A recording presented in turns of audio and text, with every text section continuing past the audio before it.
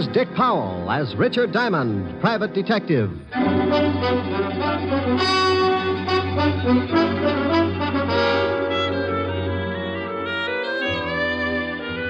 Hello there, this is Diamond. About the most strenuous effort I might give out during a working year is maybe chasing some thug up the escalator at Bloomingdale's department store. But last week I really outdid myself. The all-stars of the police force challenged the private detectives to a baseball game for the benefit of the vice squad. And I wound up stiffer than a pair of starched overalls. Because the private detectives are quick to take advantage of the slightest opportunity, by the 8th inning, we realized the need for some immediate strategy. The score at that point was 6-4, the cops leading. So I got hold of a little blonde I knew and had her walk across the infield in a sweater. The idea was to disturb the opposing team and take their minds off the game. It would have worked, but it seemed that since I had last seen my little blonde friend, she'd become quite a favorite with the police force, so they just waved hello and went about their business. My drooling colleagues, however, had not come in contact with said hunk of fluff, and before the game was over, 3 of them had picked up the bat boy and tried to bunt with him. You may have read where the police force finally beat us. Close game, 37-4. But I want to say right here and now, they never could have done it without that sweater. And oh, yeah, I got mixed up in a little honest murder the next day.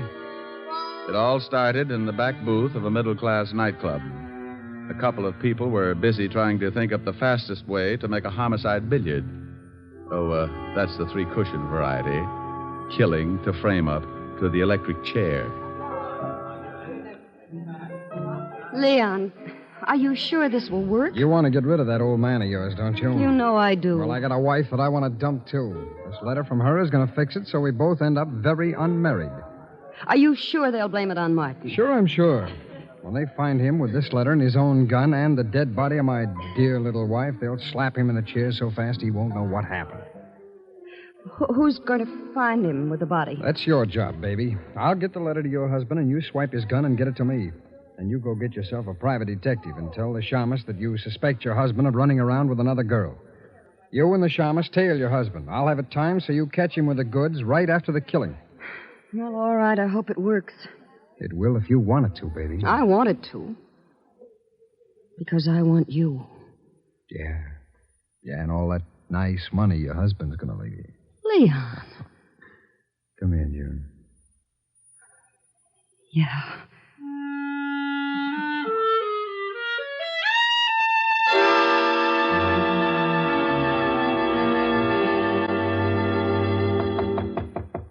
Come in. Mr. Diamond? That's right. I want to hire a private detective. Well, good for you. Sit down. Thank you. What is your fee? What's the matter? Oh, stand up and sit down again. They're 52 gauge, Mr. Diamond. Like them? Oh, you'd look good if they were sweat socks. I don't think they'd go with a high heel. You've got a point. Now, what were you saying? I wanted to know what your fee is. Oh, $100 a day in expenses. Isn't that a little high? I stopped eating at the automat 6 years ago. All right, I'll give you a retainer. Wait a minute now. Wait a minute. What's the job? I think my husband is running around with another woman. What do you want me to do? Hustle him off to the nut house? Oh, aren't you nice? I want you to go with me as a witness. You know, any other time I might get shy, but I'm really interested in seeing a girl who could beat your time. When do I start? Meet me in front of my house at 10 minutes to 8. My husband leaves around 8. What's the address? 521 East 58th Street. My name is Hyers, Mr. Diamond. June Hyers. All right, June. I'll see you at 10 to 8. Now, excuse me, but about that retainer. Oh, yes, that. Here's $100. Is that enough? It'll keep me interested. What's your husband's name? Martin. I'll see you this evening, Mr. Diamond. Oh, one more question. Yes? Why haven't you and your husband been getting along? Oh, a lot of reasons. By the way, Mr. Diamond, how old are you? No. Oh, well, I'm frisky, but I passed the foolish mark when I was 3.5. Did you? Goodbye, Mr. Diamond. I wonder if I did. Diamond Detective Agency, with men who know the corpses best, it's Diamond 2-to-1. Rick, Oh, Helen. Hello, baby. What are you doing? What gauge nylons do you wear, dear? 52. Why? Oh, nothing. Oh, Ricky, you're going to buy me a present. Oh, you never can tell. I was just looking at a pair a few minutes ago. Rick, Yeah? where were you looking at them? Now, what kind of a question is A that? very good question. Have you got a girl up in that office? Helen. Don't you Helen me, have you? Well, I give you my word I haven't. All right, was there a girl in your office? Was there? Well, a client. I got a $100 retainer. I don't care if she gave you the George Washington Bridge. You were obviously looking at her leg. Well, I couldn't help it. She sat on that way. Now, look, honey, she's just another client. With 52-gauge nylons. Would you count the threads? Oh, can you do that?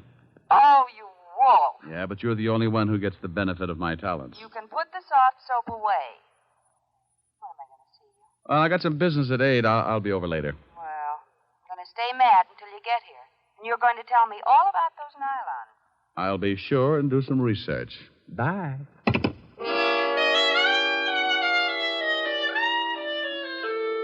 Well, there you are. You sit around and wait for a meal ticket to come in, and just because it happens to be fitted with curves, your best girl digs up the green-eyed monster. I don't know why gals get sore at a guy just because they catch him panting a little. After all, it's hot in New York. I spent the rest of the afternoon trying to hit a big horsefly with a rubber band and some paper clips, and by 6 o'clock we shook hands and called it a draw. I closed the office and went home. I got into some clean clothes and grabbed a bite to eat at the corner drugstore. At 10 minutes to 8, I was sitting in June Hyer's car, parked across the street from her front door. Mr. Diamond, how did you ever get to be a private detective? Mrs. Hyer, how did you ever get to be a housewife? You think things up in a hurry, don't you? Only when I got competition. You like competition? Up to a point. After that, I get tired of the struggle.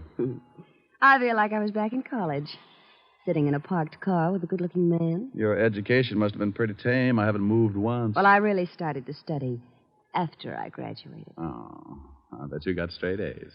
Must you top everything? I play around with a lot of trouble, Mrs. Hyer, and I've got to stay one step ahead of it. Do I look like trouble? When's your husband coming out of that house? Any minute now. You didn't answer my question. I'll tell you as soon as I see your husband.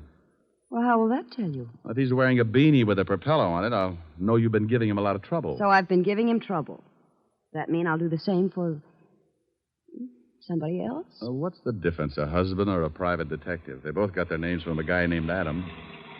Oh, look. A cab pulled up to the front door. Yeah, I see it. And here comes Martin. He's getting into the cab. Well, what do you know? What's the matter? No beanie. We both sat and watched while Martin Hyer got into the cab and it pulled away. Mrs. Hyer put her car in gear, and we started the tail, keeping it a safe distance. He led us across town to a middle-class apartment house, and we stopped the car and waited up the street. He's getting out and going into that building. Come on. Oh, what for? Shouldn't let him get up there first and then... Look, baby. Do you know who this gal is? No, of course not. Well, then come on. I want to see what door he goes in. But, won't he see us? Honey, I don't tell you how to put your lipstick on. Now, don't tell me how to make it like a bloodhound. Oh, the lobby is empty. Now, watch the elevator. Oh. It's stopping on the 4th floor. Hadn't we better go up? Look, lover. The 4th floor probably comes equipped with a lot of doors. Now, if you want to just knock on any of them, go hire yourself Humphrey Bogart. Well, then what do we do? You stand by and watch like you... make like you knew what I was doing. See, the little old elevator's coming back down. Now, you just hold it there while I look at the mailboxes. Mrs. B. Callahan. Mrs. Lillian McEdward. Mrs. Mike. Well... and Miss Sally Maxwell. Okay, now we push the button for the 4th floor and away we go. Fun? How do you know where to go? I got the name off the mailbox. But you said yourself there must be a lot of people on the 4th floor. Elementary, my dear girl. Process of elimination. We're lucky this time. Only one single girl on the 4th floor. Sally Maxwell. Come on. It's 406. What if there'd been more than one single girl? So I make some new friends. Now stop asking questions and stick close. I'd love it. Now, here it is, 406. Now hold it down. Can you hear anything? No. Yeah, somebody's moving around. Oh, duck. What? Too late. What? June. Good evening. I represent the Great Nothing Life Insurance Company. What are you doing here, June? I might ask you the same thing. Do you mind if we come in? I'd like to interest you in our indemnity clause. Stop pushing. Get out of my way. Oh, you don't know what you're missing. You get $3 million if a python bites you in the middle of Times Square. You can't force your way in here like that. You... Oh, now you've hurt my feelings. Take your hands off me or I'll strike you again. Sure, but you need 2 more to put you out. Here, have one on me. Now, the next time you go striking people... Mr. Diamond, look. I looked past the little guy and spotted the body. She was blonde, and I didn't know why she was hanging onto the rug that way. She wasn't going anywhere. All right, you. Get out of my way. Huh? Oh, what a lovely gun. Martin, you killed that girl. No, I did not. I came in here and found her like that, but I didn't kill her. She's been shot. I know that. I found the gun by her body. You don't think I'd kill her? I was in love with her. Martin. Is that the gun that did it? Yes. I mean, no. I don't know what I mean. But you stand right there. Don't take another step. That's your gun, Martin. No, shut up.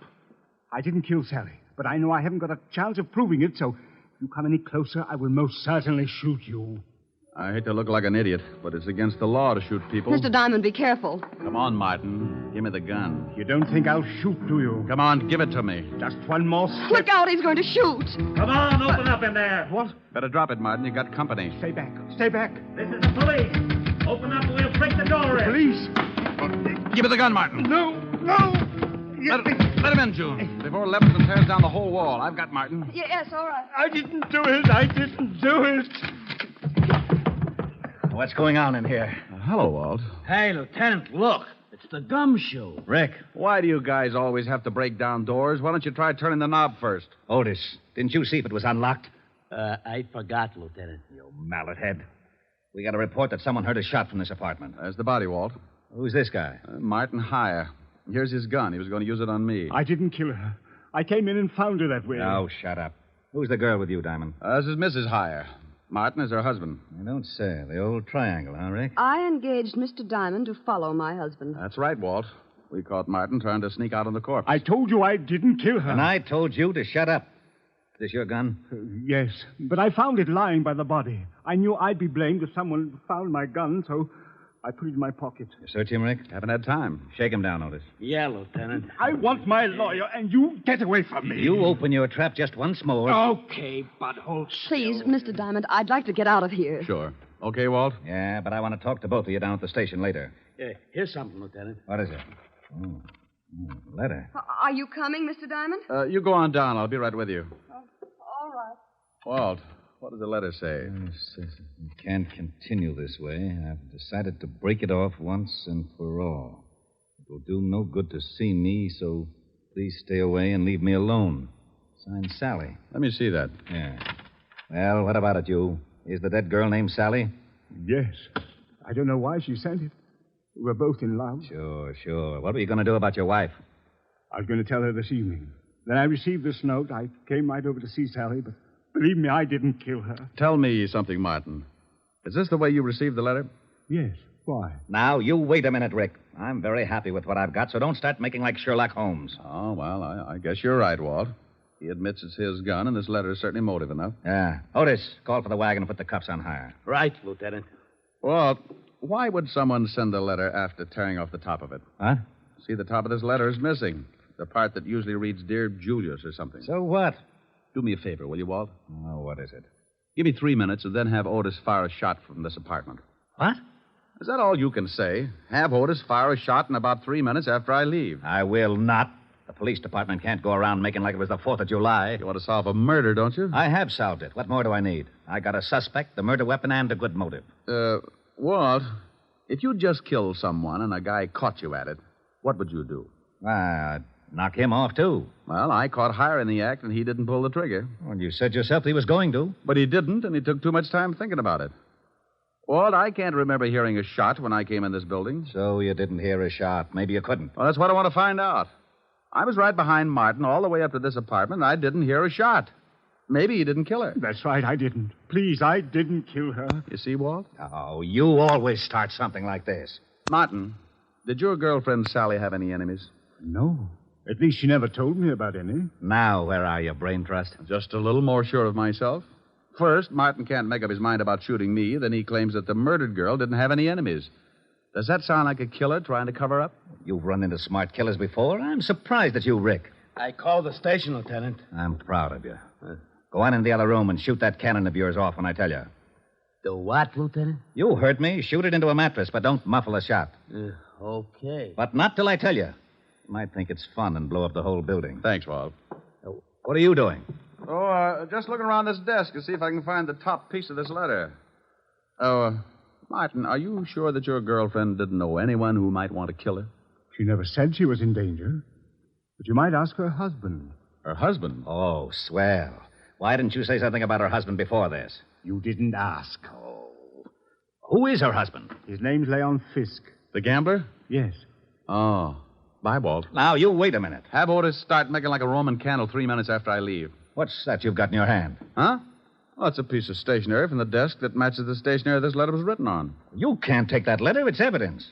What is? That letter the murdered girl wrote to this guy. Well, how do you know she wrote it? Because this guy said so. Yes, but I'm not sure. It could be forged. See, Walt, maybe she didn't write it. Well, that's why I want it. The lab will be able to tell from other samples of her handwriting. Tell what, Walt? Who wrote that letter? Well, don't you know? Of course I don't know, but we found it on this guy, and it's police evidence. Why? Why? Well, because it just is, that's all. Well, anybody could have written it. You could have written it, Martin. Yes, I guess I could. And send it to yourself? Why would I send it to myself, Lieutenant? You wouldn't. That's why it's important. You mean the letter itself or the fact that he couldn't have sent it to himself? Both reasons. Well, if he couldn't have sent it to himself, that eliminates him as a suspect. It does?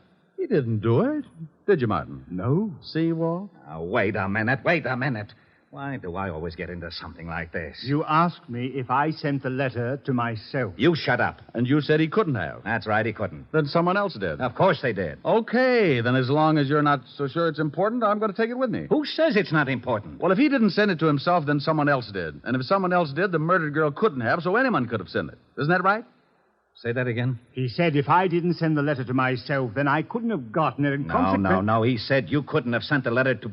No, wait a minute. You couldn't have written it to... To myself. Yeah, so someone else wrote it and sent it to the murdered girl and... No. Send it to me. You're crazy. I distinctly heard him say... Walt. Yeah? After you figure it out, be sure and have Otis fire that shot. I'm going to see Leon Fisk. Okay. Now, let's start it again. If I didn't... If somebody didn't... If you didn't... If I didn't what? Lieutenant? Oh.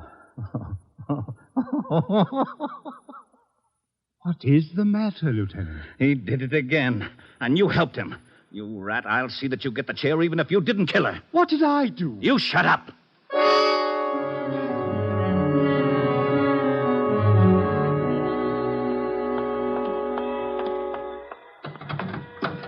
Well, what took you so long? I had to get a merry-go-round started.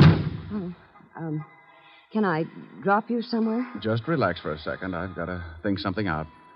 Well, I didn't ever think Martin could kill anyone. Yeah.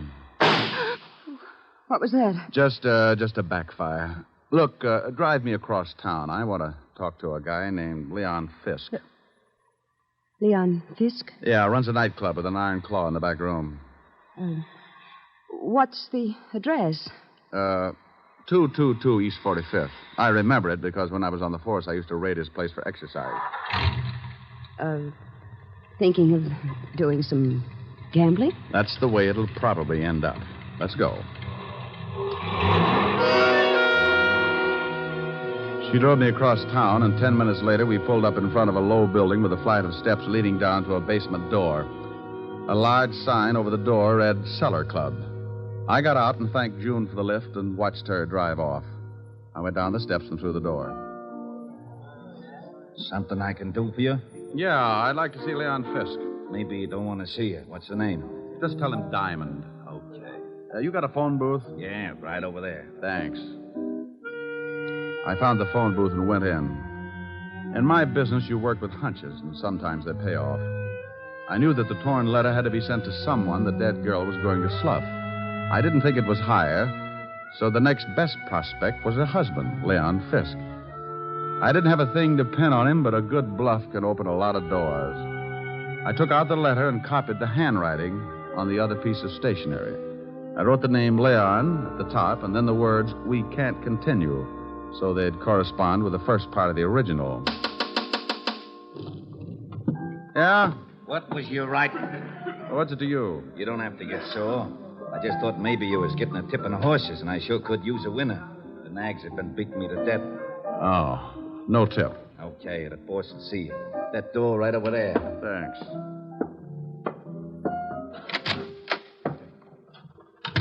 Well, Diamond, it's been a long time. I haven't missed you, Leon. What brings you here? Your wife was killed tonight. Sally? One's usually the limit. That's too bad. How did it happen? I thought maybe you could tell me. I don't know anything about it. Ever see this letter before? Hey. What's the matter? That's your wife's handwriting, isn't it? Yeah. It says, Leon, we can't continue. Then the writing stopped. Oh, so what? Well, the guy the police are holding got a letter from Sally, too. It started the same way, but it wasn't addressed to anyone. The top was torn off. You know what I think? No, tell me. I think she started one letter to you, then threw it away and wrote another one. I think you sent the second to Martin Hyer after tearing off the name Leon. Go on, Diamond. You didn't count on her starting a second one, so you went up to her apartment and killed her with Martin's own gun. Oh, with his own gun. Maybe you can tell me how I got it. Oh, I think so. You had to know a lot of things before you could kill your wife. What time Martin would arrive so the time of death would be close. You had to have his gun to leave by the body, and you had to have a witness who would swear Martin killed her. It had to be timed just right. You're talking yourself into a corner. How would I get all these things? By working with someone who was close enough to Martin. Maybe like his wife. You're crazy. Am I? She just drove me to this place. So what? A lot of people know this place. She told me she didn't. So I gave her an address 8 doors down, but she pulled up right in front of your door. Well, that could happen. It was too pat, Leon. Getting me to come to her place at 10 minutes to 8 and knowing her husband would leave close to 8. She had to know it because that letter was delivered just before I got there. Think you can prove it? You made one mistake. I didn't hear a shot when I got to your wife's apartment. I found out later that you could hear one all the way down in the street. Your wife was killed before Martin went into that building. Probably when you saw his cab pull up. Well, anyway, it's enough to hold you on, and I think we can prove later on that you've been seeing June Hyers. You're a pretty smart shamus, Diamond. Oh, you mean you admit it? Okay, baby, come on in. June, come on out of there. Leon, are you crazy? Well. I didn't know you kept your back room stocked with nylons, Leon. Yeah. I guess you two don't need any introductions. Why did you have to drag me into this? You heard what Diamond said. He knows all about it. You got the car out back? Yes, but what are we going to do with him? Diamond? Well, he's going swimming with a barrel of cement. Lieutenant Levinson wouldn't like that. He knows I came here. You're lying. Wait a minute, maybe he isn't. Diamond was upstairs with him for quite a while. Okay, so we'll have to hurry things up. Leon, you can't shoot him. Yeah. You should know it's not polite to point. I'm not going to knock him off here in the office. We'll take him in the car and do it later. No, Leon. What do you mean, no? It was your idea to kill your wife. I just helped get the gun. I'm not going to be along if you kill Diamond. You're going to be right with me, baby, because you're in this up to your pretty neck, and I need that car. I'm not going to do it. Oh, yes, you are. Oh, you and Diamond go swimming together. Leon. Give me that gun. You... Let me go. Come on, drop it. You go to the devil. June, come back here. I'm getting out. You got me into this mess. Come back here, you dirty little tramp. Don't you take that car. You're not going anywhere, Leon. You want to bet? I'll fix you, Diamond. He hit me with the butt of his gun, and I went down like the price of wheat in July. As I picked myself up, I watched him run for the back door. June, wait for me. You're not going to leave me here to take the rock. I got my gun out and stumbled over to the window and looked out just as the car started up. I spotted Leon with a gun in his hand. He looked mean enough to start shooting with it. He did. He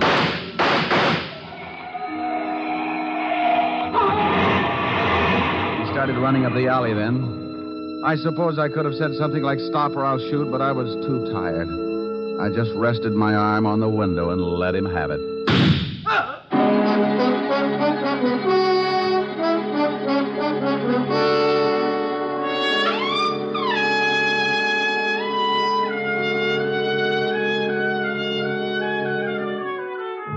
Well, Walt finally showed and cleaned things up. I was bleeding again, so I headed for 975 Park Avenue and my usual first aid station. Yes? Hello, Francis. Miss Asher in? Oh, my goodness, Mr. Diamond. Come in, sir. Come in.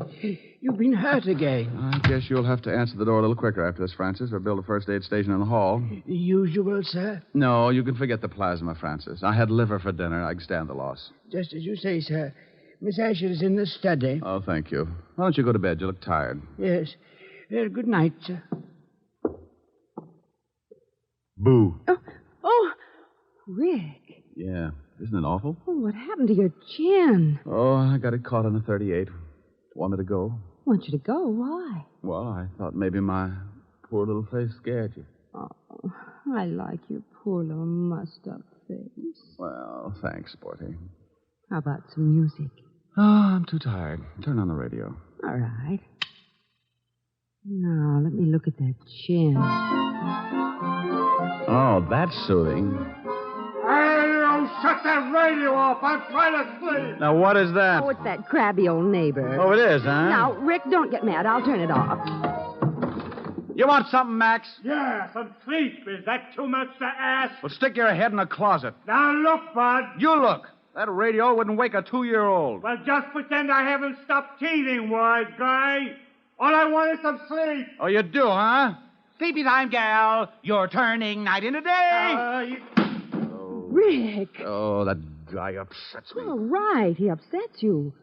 That's too pretty a song to sing like that. No. Now, you do it right, or I'm going to be mad. Well, honey, then that's the last thing I want you to be. Now, cuddle up on the sofa. You comfy? Mm-hmm. Don't be mad now, baby. Sleepy time, gal. You're turning night into day. Sleepy time, gal. You've danced the evening away. Oh, that's wonderful. Before each silvery star fades out of sight, please give me one little kiss, then let us whisper goodnight. It's getting late, and baby, your pillow's waiting. Sleepy time, gal, when all your dancing is through. Sleepy time, gal, I'll find a cottage for you. You'll learn to cook and to sew. What's more, you'll love it, I know. When you're a stay-at-home, play-at-home, 8 o'clock, sleepy time, gal. Well, how was that, baby? Helen. Helen. Well, how do you like that? She snores, too. Hey, you! Max! Yeah, now what do you want? How about a game of gin? I'm lonesome.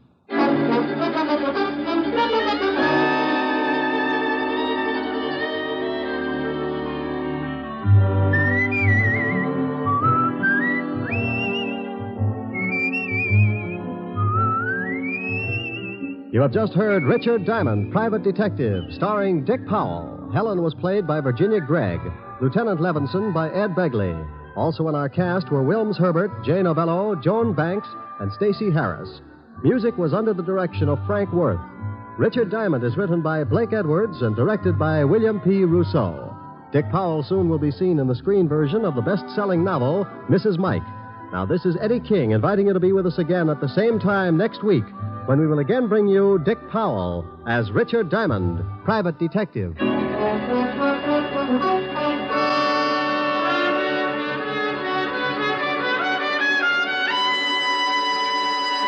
This program has come to you from Hollywood. This is NBC, the national broadcasting company.